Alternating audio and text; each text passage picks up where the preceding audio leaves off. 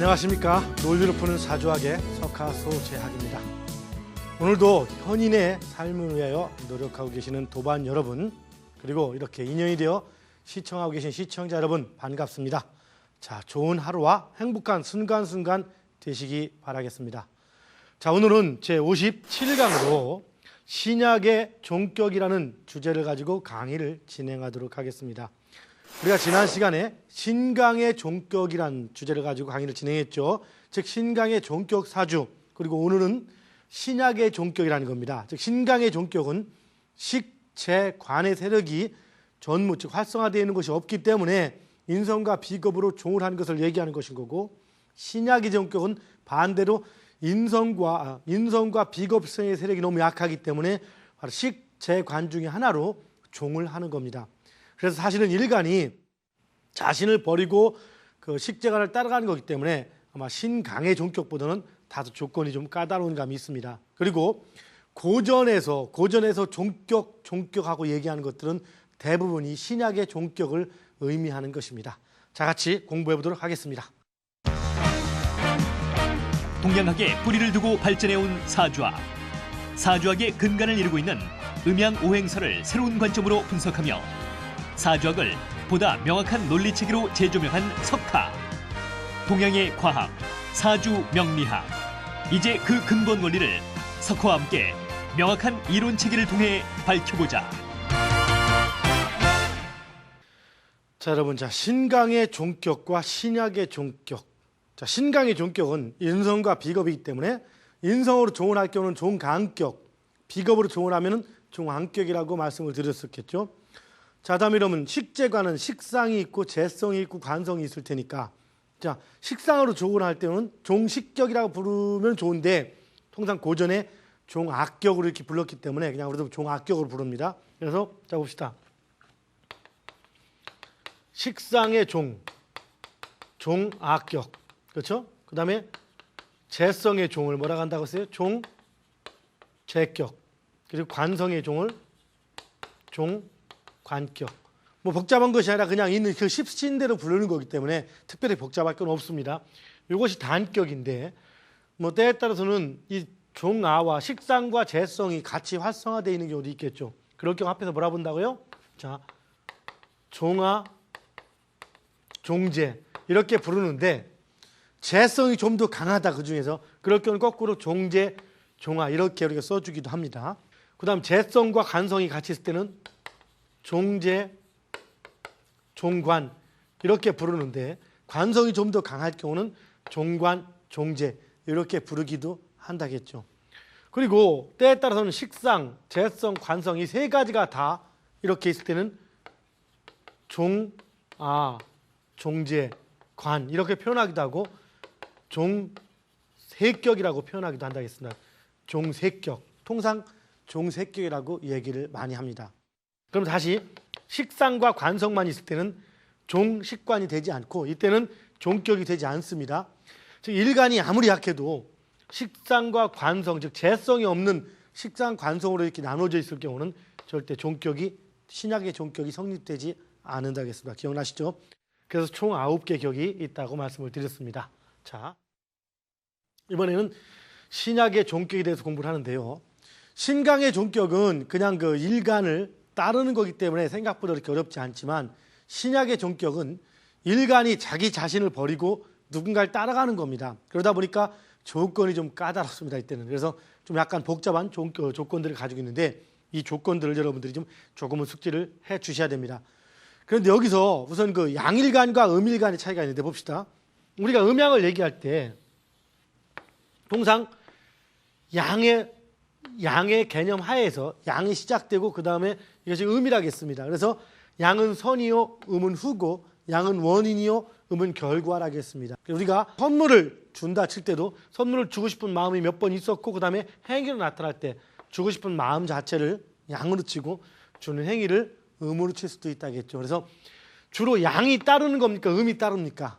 음은 주로 따르는 개념이죠. 양은 자기가 뭔가 시작하고 움직이는 그러한 개념을 갖습니다. 그래서 일간 자체에 오양간에 해당되는 양돌이 갑, 병, 무, 경, 임 이 5개 양간의 일간일 경우, 양일간일 경우와 그다음에 을정, 기, 신, 개 이 5개 음일간일 경우, 이 일간일 경우의 특성이 사실 같지 않고 좀 다릅니다.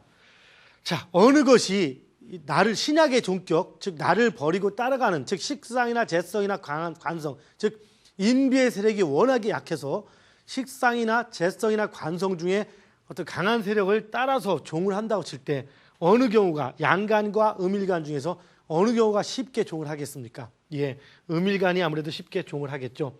양일간은 좀 더 종을 하지 않고 버티는 특성을 가지고 있을 겁니다. 물론 그 중에서 따진다면은 뭐 뻗어가는 특성을 가지고 있는 병화라든가 이런 경우가 종을 하는데 더 어려울 수는 있겠지만 어쨌든 이런 특성을 갖습니다. 자, 우리가 갑병 무경임 써놓고 을정 기신계 쓴 상태에서 다시 한번 체크해 볼까요? 가장 실리적인 일간이 뭡니까? 가장 실리성이 민감한 일간. 첫째, 기토일간. 그렇죠? 그리고 이것을 칠 때 십신일 때 음의 재성. 기토일간에 태어난 사람이 음의 재성이 용신이다. 그럼 기토의 개수 이렇게 격이나 유를 그러면 상당히 아주 극히 실리적인 특성을 나타난다겠죠. 성실의 대명사일 수도 있고 지나칠 수도 있는 겁니다. 자, 다음에 두 번째 특성은 뭡니까? 경금. 경금이 실리적인 특성. 세 번째는 간목. 즉 이거 경금은 뭡니까? 양의 관성, 또 양 비겁. 양의 관성, 양의 비견, 음의 재성 이 세 가지로 사주가 이루어졌다. 혹은 기토나 경금이나 간목 일간이라면 일단 성실성은 바탕으로 한다 이렇게 볼 수도 있겠죠. 물론 좀 잘못 구성되면 그 성실이 자신의 이익만을 위한 성실이 돼가지고 바로 눈앞의 이익만 추구할 수도 있습니다. 즉 작은 것들, 작은 돈 같은 거에 너무 연연해서 오히려 그 역작용을 날 수도 있는 소지를 가지고 있습니다. 성실하긴 하지만 그래서 참고를 하시고요. 자, 어쨌든 이런 개념에서 양일간은 종을 하는 데 있어서 조금 더 조건이 까다로울 수 있고 음일간은 종을 하는 데 있어서 조건이 좀 더 쉽다 이렇게 볼 수가 있는데요. 그럼 무슨 얘기냐? 그러니까 어떤 경우에 종을 한가라고 할 때 일단 인성과 비겁성의 세력이 많이 없을 때 종을 하는데 여기서 인성과 비겁의 특성이 있습니다. 자, 인성이란 개념은 도와주는 개념. 원래 사주에서 자체에서는 그 비겁성이 원래 자신하고 똑같은 개념이 들어가는데 비겁성은 현재의 개념에서 그냥 떠날 수 있다 치는데 과거가 도와주는 과거의 개념인 인성이 그 종을 하는 것과 종을 하지 않는 것에서는 어떤 절대적인 역할을 합니다. 그래서 이것을 일단 편안하게 여러분 이해하기 쉽게 그냥 인간사에 비유해서 비겁성은 인간사에 비유한다면은 형제로 놓을 수도 있겠고 인성은 부모 혹은 어머니 뭐 이렇게 볼 수도 있겠죠. 그래서 실제 어머니의 사랑이 가장 지극한 사랑이라고 합니다. 그래서 이 사주는 그 신약의 종격이라는 것은 사주체가 자신의 순수 일간 자체를 완전히 버리고 따라가는 게 되기 때문에 즉 신약 사주인데 신약이 지나칠 경우 따라가는 개념이 들어가기 때문에 자신을 버린다고 보는데 비겁이나 즉 비겁에 해당되는 형제와 인성에 해당되는 부모라고 놓고 볼 때 자 웬만하면은 웬만큼 먹여 살릴 여력이 현실적인 여력이 있으면은 그 형제나 부모나 누구나 형제를 이렇게 쉽게 버리거나 하지 않고 돌볼 수 있겠죠. 그런데 만약에 먹고 살기 많이 힘들어질 경우라면 너무 힘들다면은 형제일 경우가 형제를 쉽게 버리겠습니까? 부모가 자식을 쉽게 버리겠습니까? 통상 볼 때 부모가 자식을 끝까지 버리지 못하죠. 같이 죽을지라도 부모는 자식을 끌어안고 가는 그런 습성이 있는데 지금 바로 인성이라는 것은 바로 이런 특성을 인성이 어떻게든 사주체의 인성이 활성화되어 있다면은 연월일시 중에 하나의 뿌리를 내리고 있다면은 아무리 일간이 약할지라도 이 사주는 신약의 종격이 성립되지 않습니다. 그리고 반면에 비겁성이 활성화되어 있을 경우, 즉 비겁성이 있을 경우는 적절한 정도, 즉 기본적 웬만하면 형제도 남보다 낫기 때문에 버리지 않지만 그러나 너무 자기 자신이 먹기 살기 힘들어지면은 형제는 형제를 그래도 부모보다는 쉽게 버릴 수 있는 것이 인지상정인데 바로 사주 역시 마찬가지에서 비겁성이 활성화되어 있는 신약일 경우 이 비겁성은 이렇게 비교적 쉽게 이렇게 자신을 버릴 수 있는 즉 일간을 버려서 종을 할 수 있는 그런 특성을 가지고 있다 이렇게 표현할 수가 있습니다. 자, 이게 무슨 얘기냐고요? 우리가 사주를 분석할 때 봅시다. 통상 종격이라고 얘기할 때 종격은 일반 고전에 있는 사주학에서는 뭐 지도자 사주, 왕건같이 뭐 태조 왕건, 뭐 영주대왕하고 논기하고 뭐 사주 같다고도 얘기하는데 이렇게 지도자나 임금이나 이런 사주만 종격이다 이렇게 얘기하는데 사실은 그렇지 않다고 얘기했습니다. 그리고 이렇게 지금 내격, 종격을 분류하다 보면 기존의 사주와 고전의 사주하고 상당히 비슷한 부분이 많고 특히 국내 어느 계통하고 상당히 비슷하지만 전혀 중간에 결과나 사주를 분석하는 거기 때문에 방법들이 비슷해 보여도 전혀 다른 겁니다. 뿌리부터가 다른 겁니다. 여러분 아시죠? 현재 우리가 얘기하는 논리사주의 개념은 애초에 기본부터 흐름부터 음양오행설부터 다른 개념이기 때문에 비슷하다 하더라도 전체적으로 다르다는 것 여러분 알아주시고요. 일간이라는 개념이 있을 때 일간을 기준으로 자 인성과 비겁성의 세력, 인성과 비겁성 그리고 식, 재, 관의 세력이 있을 때 인성과 비겁성의 세력이 너무나 미약하고 식재관인 이 중에 하나 혹은 다가 너무나 강할 경우 보통은 신약사주가 돼서 인비가 신의 개념이 되고 둘 중에 강한 것이 용신이 되지만 여기가 너무 약하고 이쪽이 너무 강할 경우는 따라오는 개념, 일간이 자신을 버리고 따르는 개념, 즉 식상이 상당히 강하다, 식상이 너무 강하다 할 때 식상격이 돼서 내격에서는 식상이 최대기신이 되지만 종격이 되면 식상격이면서 결국엔 식상이 용신이 되는 경우, 재성이 격이면 재성이 용신이 되는 경우, 이런 경우를 신약사주, 신약의 종격이라고 표현한다고 했습니다. 그리고 고전의 종격은 바로 이런 것들을 의미한다고 했습니다. 그런데 신약을 이렇게 신약이 될 수 있는 개념, 일간이 약할 수 있는 것이 세 가지로 나눌 수가 있습니다. 첫 번째는 인성과 비겁 모두가 다 없는 경우, 둘 다 없는 경우, 인성과 비겁 모두 없는 경우, 하나는 비겁이 있는 경우, 세 번째는 인성이 있는 경우, 이렇게 구분해 볼 수가 있습니다. 즉 인성과 비겁, 이게 무슨 얘기냐, 인성과 비겁이 전부 다 없으면 무조건 종이지 않습니까? 그렇진 않습니다. 왜? 종이라는 것은 사주를 버리고 가는 것이기 때문에 인비가 전혀 없는 상태에서는 일간 자체를 가지고 따지는 경우, 일간 자체, 그래서 일간 자체만 가지고 따지는 경우가 있고, 비겁의 세력이 활성화되어 있을 경우, 인성이 활성화되어 있을 경우, 이런 경우로 나눠볼 수가 있는데요. 바로 이렇게 인성이 활성화되어 있을 경우는 인성이 연, 월, 일시 중 어디에 활성화되어 있든 인성만 활성화되어 있으면은 식재간의 세력이 아무리 강해도 신약의 종격이 성립되지 않는다는 것 하나의 원칙입니다. 이건 대원칙입니다. 이거 알고 계십시오. 이건 변하지 않는 원칙입니다. 어떤 경우도 이거는. 그 다음에 그러나 인성이 활성화되어 있지 않을 경우, 즉 뿌리 없는 인성이 떠 있을 경우는, 즉 활성화되어 있지 않은 인성, 이런 경우는 지지에 있거나 천간에 떠 있는 것은 의미가 없는 겁니다. 그래서 천간과 지지가 통근 혹은 투간으로서 활성화되어 있는 경우만 가지고 얘기를 하는 겁니다. 다음에 비겁성이 활성화되어 있는 경우, 이렇게 비겁성이 활성화되어 있는 경우는 점수로 구분할 수 있는데 상당히 미미할 경우, 즉 연, 월, 일시 중에서 대략 한 연지에 20점만 있다, 뭐 이럴 경우는 그 양간이든 음간이든 쉽게 종을 할 수 있다, 이렇게 표현하는데 바로 이럴 경우 또 나눠집니다. 그래서 자, 어떻게 나눠지느냐, 요즘 비겁성이 활성화되어 있을 경우와 인비가 활성화되어 있을 일간만 있을 경우, 이런 경우 나눠집니다. 어떻게? 양간일 때와 음간일 때. 양간, 음간. 양간, 음간. 무슨 얘기입니까? 자, 비겁성이 활성화되어 있을 때, 비겁성이 활성화되어 있을 때는 인성보다는 조금 더 악조건, 즉 쉽게 종을 할 수 있다라겠죠. 인성은 무조건 종을 하지 않고 신약의 종이 되지 않고, 비겁성이 활성화되어 있을 때 양간은 점수로 계산한다면 30점이면은 종을 하지 않습니다. 30점 이하면은 종을 할 수도 있고 하지 않을 수도 있습니다. 그럼 30점이면 무엇을 의미합니까? 일지죠. 일지에 근을 했는가 못 했는가. 즉 그 얘기는 양간이 월지에 근을 했다. 그러면 이때는 100점이죠. 시지에 근을 했다 60점이죠. 월지나 시지 중에 한 것에 근했으면 절대 종하지 않는다는 얘기입니다. 그리고 일지 중에 한 것에 근을 했어도 양간은 거의 종을 하지 않습니다. 이것이 일단 원칙으로 잡아주십시오. 원칙은 세밀해질수록 예의가 많이 있습니다. 뭔지 이해하시겠죠? 대원칙은 예의가 적거든요. 자, 일단 이것이 원칙을 잡고, 그 다음에 음일간일 경우는 60점일 때만 종을 하지 않는다. 그럼 시지, 그 얘기는 양일간일 경우는 일지에 근해도 절대 종하지 않지만 음일간일 경우는 일지에 종을 했거나 일지가 60, 30점, 그 다음에 연지 앞에 20점 이 두 군데 근을 하고 활성화되어 있어도 신약의 종격이 될 수 있다는 겁니다. 이 차이는 큰 겁니다.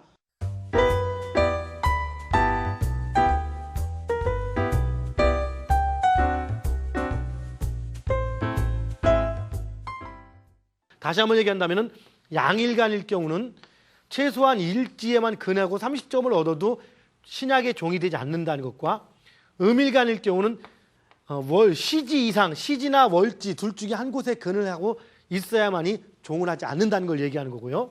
그 다음에 이제 인성도 없고 비겁도 없을 때, 어떻을 것인가? 자, 그 얘기는 인비가 전혀 없고 일간만 있을 때, 오로지 일간만 있을 때, 세력이 전혀 없는 겁니다. 이럴 때는 자, 임금이 전쟁을 신하가 다 죽은 상태입니다. 그러면 임금 혼자 재기를 못하기 때문에 보통 항복하고 자기 나라를 버립니다. 항우 같은 경우도 막판에 자살해버렸지 않습니까? 그런데 우리도 알다시피 왕건 같은 경우는 다 패하고 혼자도 도망다니다가 다시 또 군사 아군을 만나가지고 다시 또 이렇게 재기하고 하지 않습니까? 이렇게 포기하느냐 포기하지 않느냐의 개념인 건데 군사가 없는 상태가 일간 혼자 있는 겁니다. 그런데 포기할 것인가 안 할 것인가 할 때 일간의 힘을 보면서 따지는 겁니다. 일간 자체. 그래서 일간 자체입니다. 일간 자체. 음일간은 비겁이 30점, 60점 이상이 아니고 일간 자체로서는 사지를 다 네곳에 다 근을 했어도 신약의 종격이 될 수가 있습니다. 그러나 양일간은 그냥 이 비견 자체가 역시 마찬가지 그 일지까지만 종을 30점, 비견이 60점까지 시지까지 종이 비견이 아닌 일간 자체가 월지나 시지에 근을 하고 있으면 절대 종하지 않습니다. 그리고 일지에 종하고 있어도 일지에 근하고 있어도 거의 종하지 않습니다. 그래서 원칙으로 양일간은 비견겁제나 일간 자신이 30점 이상이면 종하지 않는다.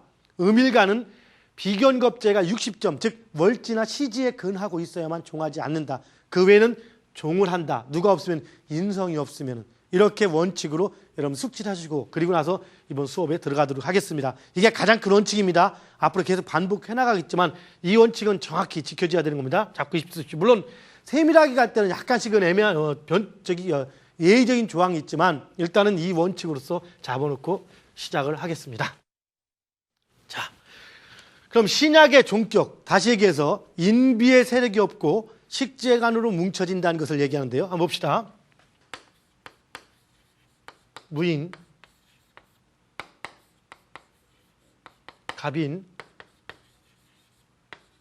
경자, 정해 이 사주가 있다고 봅시다. 우선은 먼저 볼 때 분석을 해야겠죠. 일간은 뭡니까? 경금. 경돌이 태어났다는 순간 하나 가지고 우리 뭐라고 표현합니까? 이 사주는 참 부드럽네 뭐 이렇게 얘기해야 됩니다. 물론 경돌이 하나만 가지고 얘기할 수는 없습니다. 나중에 사주에 격용을 같이 또 봐야겠지만 일단 경금 하나 가지고도 이 사주는 상당히 강하다. 이렇게 때리면 어릴 때도 때리면 주먹이 맵다 뭐 이렇게 표현하죠. 그래서 이런 얘는 주먹이 맵구나 하는데 만약에 이 사주에 다시 무관적인 특성을 의미하는 것 십신중에서 뭡니까? 음의 비견, 양관, 음관, 양의 식상 이런 네 가지 경우로 이루어졌다면 이건 대단히 또 강한 특성을 갖겠죠. 자, 일단 봅시다. 이 사주는 경금 사주에 비견 무토가 인성 무토가 여기 있네요. 그렇죠? 그 다음에 비견 없습니다. 그렇죠? 식상성은 순위가 없죠. 재성 간목이 있습니다. 그리고 관성 정화 있습니다. 이렇게 볼 때 자 봅시다. 일단은 인성이 있고요. 재성과 관성이 있기 때문에 인성과 재관의 힘을 비교하는 그런 내격 체계일 가능성이 크다고 판단할 수 있죠. 그래서 우리 점수를 이제 계산해 봐야겠습니다. 자 봅시다. 인중에는 병화와 간목이 있고 지장간으로 여기도 병화와 간목 그리고 여기는 임수와 계수가 지장간이죠. 해중에는 간목과 임수가 지장간입니다. 이거 써놓은 이유는 아직 숙달이 되지 않고 지금 여러분들 공부 이해냈을 때 숙달이 안 된 분을 대비해서 써놓는 겁니다. 빨리 숙달을 많이 시켜줘야 된다. 그래서 여러분들 자 이게 지장간인데요. 100점, 60점, 30점, 20점은 여러분들 이제 숙달됐을 테니까 이제 안 써도 되겠죠. 자, 봅시다. 그럼 무토를 봅시다. 무토는 월지 100점에 인목에 뿌리를 내리지 못했죠. 인목에는 무토가 없으니까. 해 중에도 토가 없습니다. 자 중에도 토가 없고 연지에도 없습니다. 그래서 사실은 무토가 있지만 점수가 없는 겁니다. 인성이 있지만 활성화되어 있지 않는다는 것은 격용을 정하는데 아무 영향이 없다는 겁니다. 그렇죠? 선생님, 예, 그러면은 이 사주는 이 인성이 무토가 있는 거 없는 거 전혀 차이가 없습니까? 그렇지는 않습니다. 그렇지는 않고요. 나중에 행운에서 운에서 이 무토가 이제 무토의 근기가 있기 때문에 지지로 토가 오는 것과 천간으로 토가 오는 것 차이가 또 크게 되어 있습니다. 그래서 이 사주는 지지로 토가 올 때 이 무토가 힘을 발휘하는데 이 사주에서 이 무토가 시신일 때는 지지로 토가 올 때 상당히 좋은 것인 거고 기신일 때는 나쁜 역할을 하기 때문에 기신이면은 악의 잔재는 없을수록 좋은 것인 거고 그 아군의 잔재는 아군의 세력은 많을수록 좋은 거기 때문에 기신이면 없는 게 낫게 되는 것이죠. 시신이면 있는 게 좋은 것인 거고요. 자, 어쨌든 이 사주는 인성이 뿌리가 없는 겁니다. 인성이 뿌리가 없으니까 이 사주 못 치는 힘이 없다 이렇게 표현하는 게 아니고요. 이해하시겠죠? 공부 못하겠다 이렇게 표현하는 게 아니죠. 일단 그거는 격용을 분석해 놓고 나서 그 다음 단계에서 따져야 될 문제인 겁니다.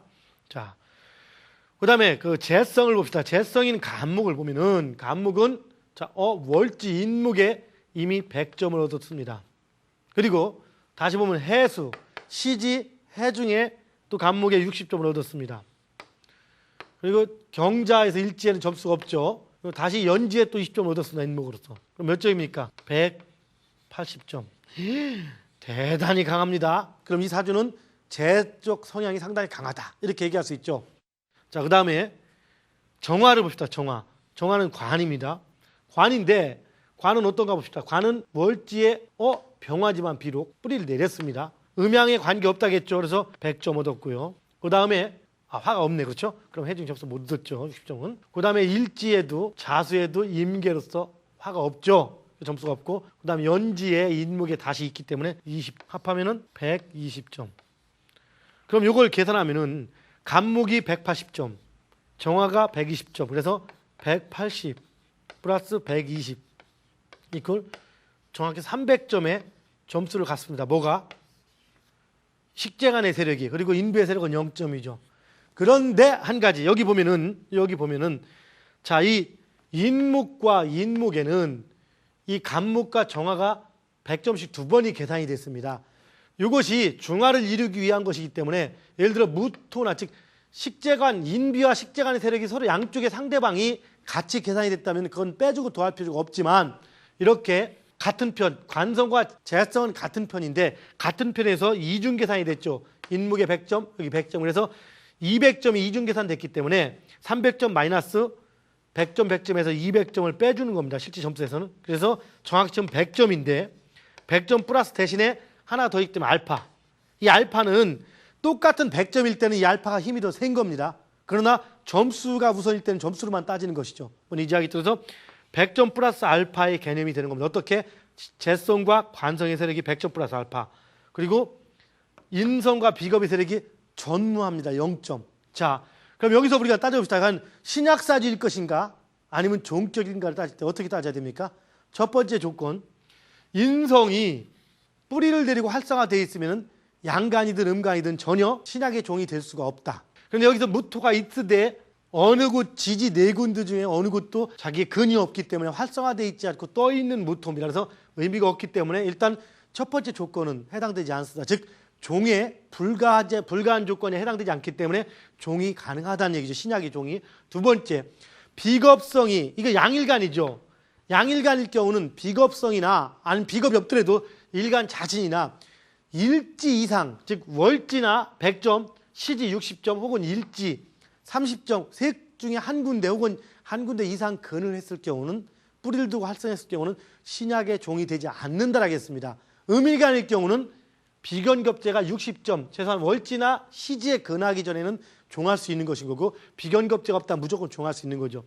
이 사주는 비견겁제가 없고 양일간입니다. 그래서 경금이라는 양일간 자체가 월지, 시지, 일지에 근을 했다면 종하지 않는데 자 어느 곳에 금이 있습니까? 자, 금 없죠. 인중에도 없고 시지에도 없고 일지에도 없습니다. 그래서 아무것도 근이 없습니다. 심지어는 연지까지도 없어요.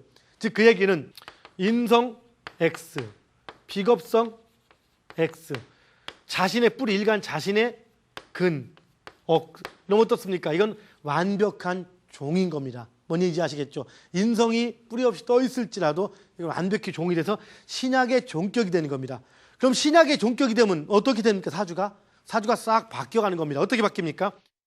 지금 원래대로 지금 신약 사주가 되면 제일 강한 재성과 관성이 격이 돼서 최대 기신이 되고요.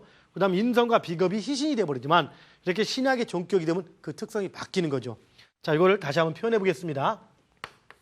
일간, 양간, 경금.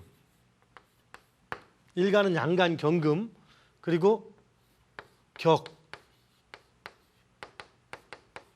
신약의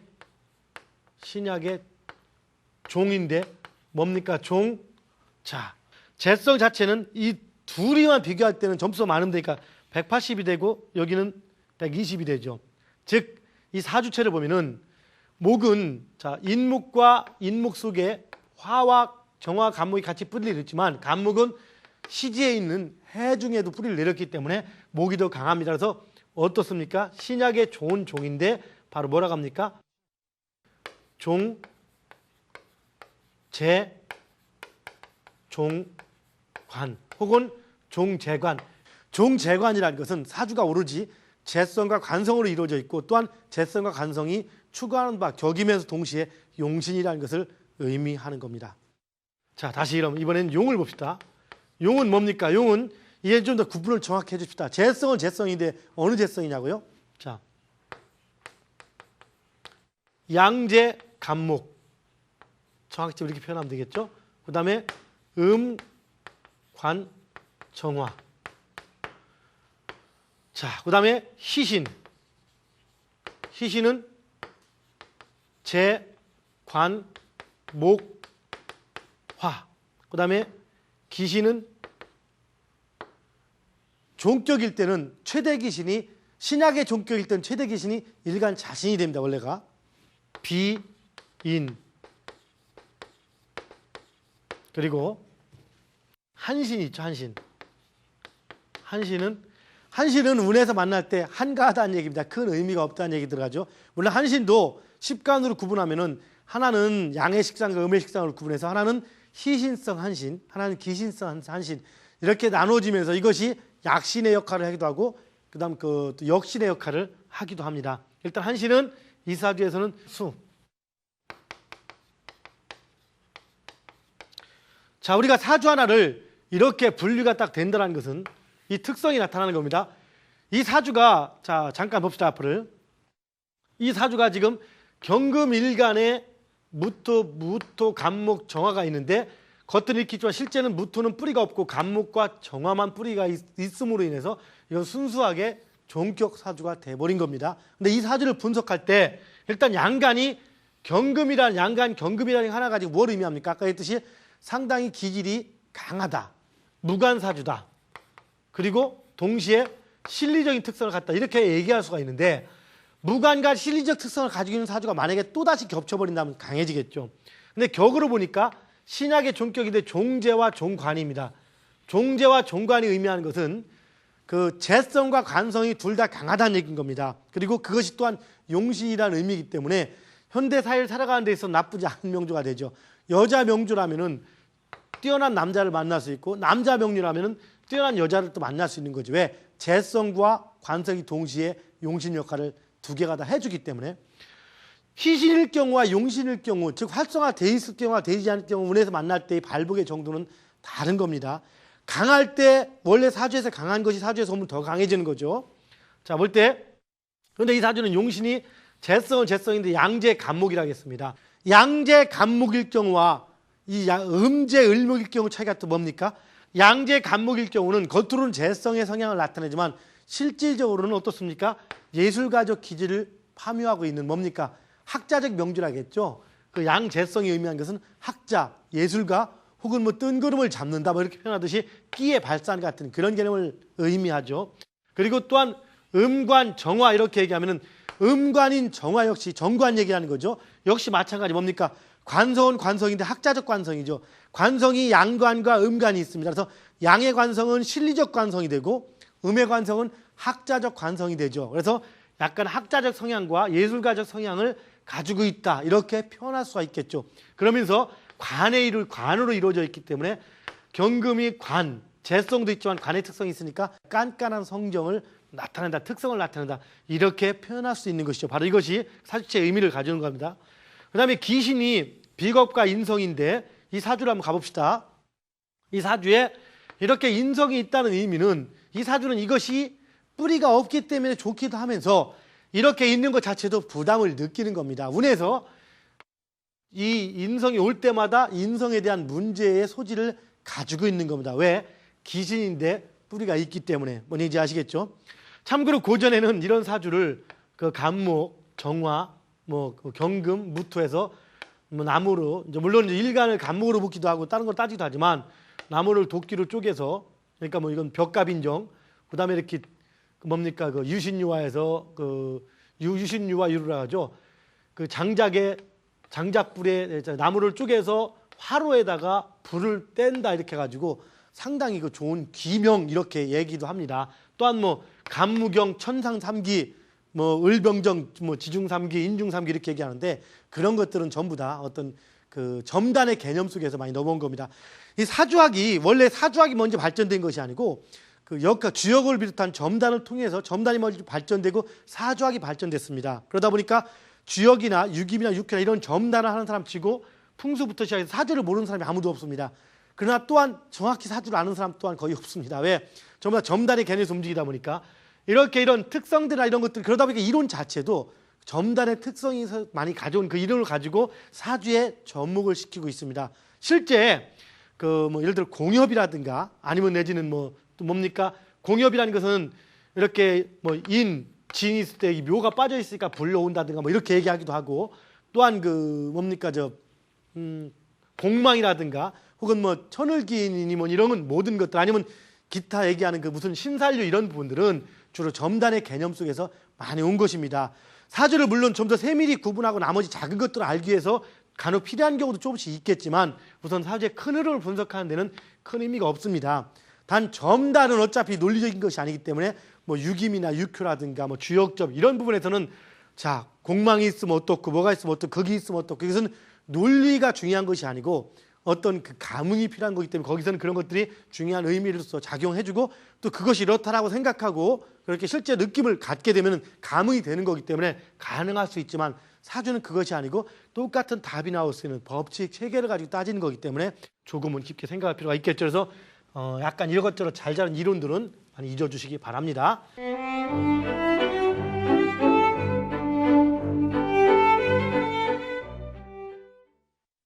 이런 사주가 있다고 봅시다. 이 사주를 한번 분석해 볼까요? 절대 볼 때도 어떻습니까? 기토일간에 수없이 이렇게 좀 많다. 여기 뭡니까? 인성도 있고 비견도 있고, 자, 이런 개념인데 한번 분석해 봅시다.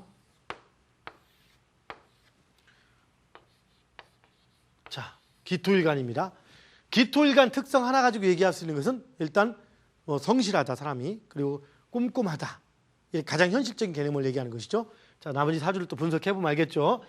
자, 이 사주를 보니까 우선 인성이 병화가 있고요, 비견이 무토가 있고요, 그 다음에 식상성은 없고 재성 임수가 있습니다. 그리고 관성도 없습니다. 자, 신중에는 지장간이 뭡니까? 신중에는 자, 임수와 경금이 있고, 묘중에는 오로지 목이니까 가벌이 있고요, 진중에는 을목과 계수와 간목이 있죠. 을계목? 간목이 아니라 을목과 계수와 무토가 있죠. 자, 술토에는 신금과 정화와 무토가 있습니다. 신정무. 자, 그렇죠?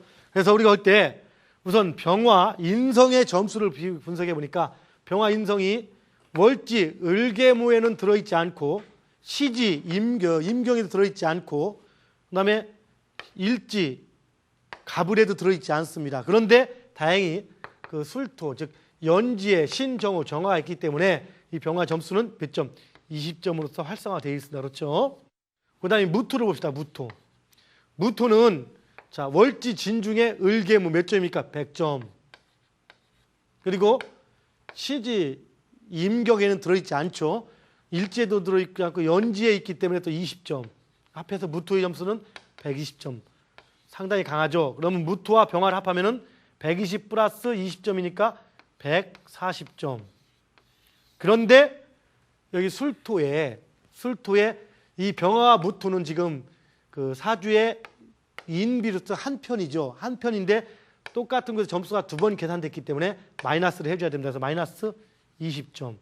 그러면 120점. 조금 이제 공부를 하다가 쉽게 이렇게 좀 저기 막 쉽게 받아듣는 분들은 이렇게 하면 좀 더 복잡함을 느낄 텐데요. 언제가 뭐 사이트에 보니까 또 어떤 분은 우리 그 사주가 이제 보인다라고 쓰면서 그 점수로 그 계산하니까 갈기 쉽다고 얘기를 했다가 이렇게 또 막 복잡하게 그 중북 수치 나오면 좀 머리가 아플 수도 있는데 걱정하지 마시고 몇 번 이렇게 반복해서 보시다 보면 충분히 이해가 됩니다. 자, 그러나 계산은 항상 정확히 하라겠죠. 계산은 정확히 하십시오. 그래서 이건 140-20에서 120 플러스 알파. 이게 실제 인성과 비겁의 점수가 되고, 그다음 식상은 없고 관성도 없고 재성만 있으니까 재성 임수의 점수는 어떻게 됩니까? 임수는 자, 월지에 몇 점? 100점. 그리고 신중에 몇 점? 60점. 묘중에는 없고 술중에도 없습니다. 그래서 임수는 160점. 그 앞에서 임수 이쪽 식재간 세력 합한 것은 160점입니다. 선생님, 예. 그런데요, 이 진중에 보면은 진중에는 토도 인성 토도 60점을 100점을 계산했고 여기 진토 무토도 그리고 임수도 100점을 계산해서 양쪽에 계산이 됐어요. 이건 안 뺍니까라고 물어볼 수 있는데 잘 보시면은 지금 이미 그 인성과 비겁 즉 무토와 병화인 인성과 비겁이 한 편이고 임수는 다른 편이기 때문에 각각 등식의 양변에 각각 똑같은 점수를 더하고 빼는 것은 의미가 없습니다. 이것을 점수를 계산하는 것은 첫째, 인비 세력과 식재간의 세력의 강약을 구분하는 것인 거고 둘째는 천간 각가의 힘의 세계를 구분하기 위한 것입니다. 그래서 이렇게 서로 다른 편일 때는 그 점수를 빼지 않습니다. 그냥 그대로 똑같이 점수를 계산하면 되는 겁니다. 그래서 이 사주는 어떻게 됩니까? 원래 120점, 이쪽은 120점 플러스 시키면은 자, 신약 사주가 되죠. 그래서 원래 칠 때 일간, 음간, 기토, 그렇죠? 그다음에 격은 뭡니까? 자, 어느 게 더 강합니까? 인성과 비겁 중에서 어느 게 더 강합니까? 비겁은 무토는 120점, 인성은 20점이니까 비겁이 더 강하죠. 격은 자, 비겁인데 무슨 비겁입니까? 양비죠. 자, 양비겁이면은 학자 명주입니까? 깡패 명주입니까? 양의 비견급제는 학자 명주라겠죠. 그래서 양, 비, 무토. 그다음에 또한 양의 인성. 인성은 인성인데 양의 인성은 약간 카리스마를 가지고 있고 또한 뜬구름을 잡는 그런 기질을 가지고 있다 했죠. 양인, 병화. 이렇게 줄 수 있겠고 그다음에 용은 어떻습니까? 용은 자, 지금 임수, 음관. 자, 양, 재, 임수. 자, 양재 임수니까 물론 현실에서 일단 재로 발복을 합니다. 왜? 현실이 재성이기 때문에. 그러나 이 사주의 특성은 돈을 벌 때 어떤 계통이 자꾸 가면 이 사주의 특성은 실제 재앙의 재성은 식상의 기질이 강하다 했죠. 그래서 학자 명주가 되는 겁니다. 학문을 추구하는 그런 이상주의적 성향을 갖추게 되는 거죠. 왜? 양의 재성이기 때문에 겉으로는 재성이라 치지만 실질적으로는 식상성과 인성의 개념이 강하니까 바로 학자 명주가 되는 거죠. 그 다음에 희신을 치면 희신은 뭡니까? 희신은 재성이니까 재성이 용신 따로 어떻다 했습니까? 식재간 중에서 바로 시간 흐름의 순서에서 식재간으로 가기 때문에 재성이 용신이면은 자, 재관이 희신인 겁니다. 이게 중요한 겁니다. 재성이 용신하면은 관성이 희신이고 식상성은 한신이 되는 겁니다. 재관, 수, 목. 그다음에 기신은 제일 강한 게 뭐였습니까? 비겁이죠. 비, 인 해서 토, 화 이렇게 되고 한신은 자, 뭡니까? 식상, 금. 이렇게 이 사주를 분석을 하면 되는데 이렇게 이 사주를 분석하고 이 사주의 특성을 나타낼 때 음간, 기토, 성실한데 자, 봅시다. 격이 양비, 양인이니까 자, 양비도 학문을 얘기하고 양인성도 학문을 의미합니다. 이 정도는. 그래서 학문을 의미하는데 양재성 또한 학문을 의미합니다. 그래서 이 사주는 전형적인 그 학문을 한 사주가 되죠. 실제 그 우리 학회에서 큰 역할을 하시는 아주 큰 역할을 하시는 분인데 전부 다 이거 순전 학문으로 이루어졌습니다. 자, 그리고 그다음에 재관, 시신은 재관이기 때문에 그 자체는 역시 이제 카리스마를 가지고 추구해가는 그런 입장을 갖는다고 분석할 수가 있겠지만 이건 분석이 잘못됐습니다. 왜요? 자, 봅시다. 다시 봅시다. 이 사주는 지금 여기 볼 때 진과 술이 충을 맞아 있죠. 이렇게 충을 맞으면은 이 속에 있는 지장간이 제 역할을 한다겠습니까? 하지 못한다겠습니까? 하지 못한다겠죠. 그럼 잘 봅시다. 지금에서 진과 술이 충을 맞았을 때, 그러면서 옆에 진 옆에 묘가 있는데요. 묘는 반합인데요. 봅시다. 이렇게 묘가 있으면 요 충을 막아줍니까? 못 막아줍니까? 요 묘 가지고는 안 막아주죠. 왜? 이것은 방합의 반합이기 때문에. 인이 있으면은 인묘진으로 해서 막아줄 수가 있겠죠. 아니면은 여기 진 옆에 유가 있거나 아니면 자가 있을 경우 반삼합, 육합이 있으면은 이 충을 막아주지만 그렇지 않을 때는 충을 막는다 하겠습니다. 그럼 어떻게 됩니까? 진과 술이 초기 분석할 때는 전혀 없다라는 겁니다. 그럼 지장간도 여기에 있는 신정무라든가 을계무가 다 없어지는 겁니다. 그럼 얘기가 막 바뀌죠 이제. 그럼 머리가 좀 아파지죠. 그럼 다시 한번 계산해 봅시다. 이거 헷갈리네, 그렇죠? 이거 복잡하죠? 다시 한번 계산합시다. 그러면 자, 여러분들 이렇게 이 충이나 합을 까먹으면 이렇게 엉뚱한 발상이 나오면 엉뚱한 답이 나옵니다. 자, 기토인데 여기에 병화와 무토 그리고 업구, 임수 여기 없고, 그런데 이 병화를 보니까 술 중에만 뿌리를 내렸습니다. 유일하게. 근데 술토가 없기 때문에 이 병화가 아까 20점이었는데 지금은 점수가 없어버렸죠. 그 무토가 증토하고 술토에만 뿌리를 내렸지 여기 신과 묘에는 뿌리를 못 내렸습니다. 아까 보니까 120점 이랬는데 점수가 없습니다. 0점. 그럼 인비의 세력이 0점이 되는 겁니다. 이건 얘기가 참 싹 180도 바뀐 겁니다. 그럼 어떻습니까? 이 여기 임수는 그냥 처음대로 시지 60점 내렸기 때문에 그냥 60점. 그럼 이 사주는 양재성인 임수만 60점, 양재성인 임수만 60점이고 실제 인비의 세력이 없는 겁니다. 그럼 어떻게 됩니까?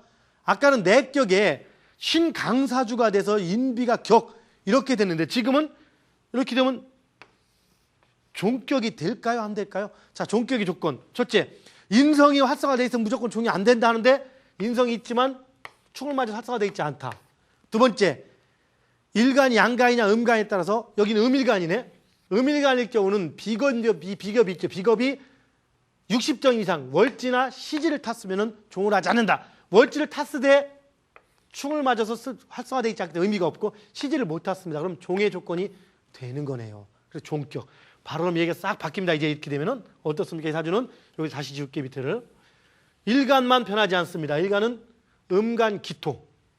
격은 종재격. 그럼 얘기가 싹 바뀝니다. 종재격이면은 일단 어쨌든 양재든 음재든 종재라고 사주가 결론이 내리면 남자라면은 이 사람은 이 사주는 어떻습니까? 그 흔히 얘기한 배우자가 상당히 현출할 수 있다. 이런 특성을 가지고 있죠. 그리고 돈으로 발복할 수 있다. 그런데 그 돈은 돈인데 습성은 어떻다? 습성은 아까 십신의 특성을 얘기하는 겁니다. 과연 용이 뭡니까? 양재 임수. 아까도 용신은 양재 임수였죠. 이건 변하지 않네요. 자, 양재 임수. 학자적 성향을 나타내는 거죠. 시신은 역시 마찬가지. 재성이 용신이다 보니까 재, 관, 수, 목. 내격일 때도 수목이었는데 맞죠? 예, 그 다음에 기신은 대신 신약이 사주니까 비, 인, 토, 화. 한신은 식상, 금. 이것이 의미하는 게 뭡니까? 여러분 잘 보십시오. 이것이 의미하는 게. 자, 아까 내격일 때나 종격일 때나 사실은 보니까 시신 자체는 크게 변하지 않았습니다. 그러나 시신은 크게 변하지 않았더라도 이건 종격인 겁니다. 종격 사주와 내격 사주는 얘기가 다른 겁니다. 사람의 습성 자체도 상당히 좀 성실하면 순수한, 순진한 어떤 착한, 흔히 얘기해서 착하다 할 때 그런 특성을 나타내기도 하고요. 그래서 내격일 때는 비겁이 격이 되고 그다음 인성이 두 번째 격이 되는 뿌리를 내리는 현상이 되지만 종격이 되면서 얘기가 180도 바뀌어서 지금 그 뭡니까? 그 양재가 되고 격 자체 최대 기신은 그냥 인성이 되는 겁니다. 뭔지 이제 아시겠죠? 바로 이 사주 자체가 이렇게 바뀔 수 있는 겁니다. 종격, 내격 보는 거에 따라서 뭔지 이제 아시겠죠? 오늘 지금 저 신약의 종격에 대해서 공부를 했는데요. 우리 정리를 한번 해보죠. 정리를. 이거 좀 중요한 부분 여러 가지가 있지만 식관격은 어떤 경우도 식상과 관으로 이렇게 활성화되어 있으면 재성이 없어도 그 인성이 없고 즉 그 종의 조건을 모두 갖췄어도 식관격일 때는 종이 되지 않습니다. 그리고 식상과 관성 중에서 강한 것이 격이 됩니다. 즉 사주가 식상과 관성 두 개가 상당히 강하고 인비의 세력이 얼마큼 있든 없든 간에 이렇게 식상과 관성이 강하다면은 식상과 관성 중에 둘 중에 강한 것이 식상이 강하면 식상이 격이 되고 나머지 강하지 않은 것은 한신이 됩니다. 그리고 무조건 인비의 세력이 시신이 되게 되어 있습니다. 뭔 얘기인지 아시겠죠? 자, 고전에는 식상과 관성이 있으면 식신제살, 제살태가 혹은 뭐 이런 형태를 불렀지만 그런 것들은 하나의 그 명칭이라고 생각하시고요. 자, 그다음에 신약의 종이 되는 것은 첫째, 인성이 활성화되어 있으면 절대 신약의 종이 되지 않는다. 식재관이 아무리 강해도. 두 번째, 양간과 음간일 때 양간은 비교적 종을 하지 않으려는 특성을 가지고 있고 음간은 신약의 종격이 쉽게 될 수가 있다. 그런데 양간은 어떨 때 비견겁제나 아니면 자기 자신이 월지나 연지나 일지 중에 한 곳에 근을 한다면 종을 하지 않는다. 음간은 비견겁제가 월지나 시지에 근하지 않았다면 무조건 일지나 연지를 동시에 타고 있어도 종을 하게 되고 그 다음에 비견겁제가 없다면 사지에 모두 근을 해도 음간은 쉽게 신약의 종격이 될 수 있다는 것. 자, 명심하십시오.